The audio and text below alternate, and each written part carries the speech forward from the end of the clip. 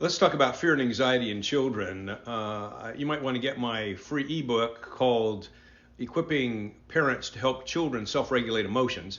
And it'll help you, guide you in that process. I'm Dr. Scott Taransky, and we work with emotions a lot at the National Center for Biblical Parenting. Here are two ideas that'll get you started as you're trying to help children deal with these difficult challenges of their emotions inside. The first one is comfort. Just remember, comfort is one of the greatest gifts you give to children.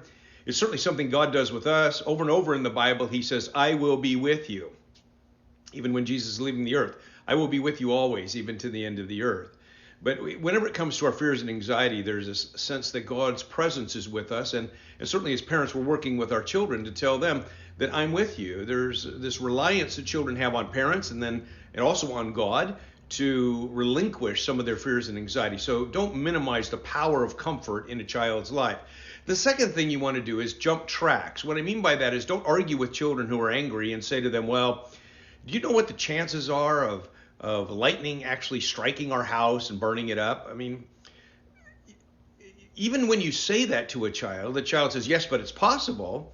And so we find ourselves arguing with children as they go down this path. And then children start to argue themselves further down the path. When a child's gone down the path of anxiety, they imagine something that's bad, and then it gets worse, and then it gets terrible, and it gets disastrous, and it's the end of the world. That's called cyclonic thinking.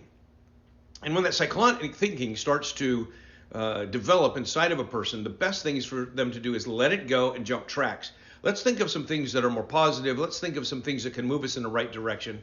We get this idea from Philippians chapter 4 in the Bible, where Paul says, don't be anxious about anything, but with prayer and supplication, with thanksgiving, make your requests known to God. And the peace of God, which passes all understanding, will guard your hearts and your minds in Christ Jesus. So there's this transition that takes place. You want peace, you're going to have to give it to the Lord. But the very next verse, it says, and whatever is true, whatever is right, whatever is noble, whatever is just, whatever is lovely, think about these things. You see, what Paul is recognizing and sharing with us is it's important to jump tracks and to think about these things that are much more positive. In fact, even in the previous verse, it says, with prayer and supplication and thanksgiving, make your requests known to the Lord. If you're going to deal with anxiety in your life, you need to have a list of things you're thankful for. So you can jump tracks, think about those things, and not imagine all the disasters that are coming your way. Helping children to practice this in real life is a strategic way to help them deal with the fears and anxiety that they're experiencing. Oh, there's lots more that we deal with, but these are a couple of ideas that'll get you started.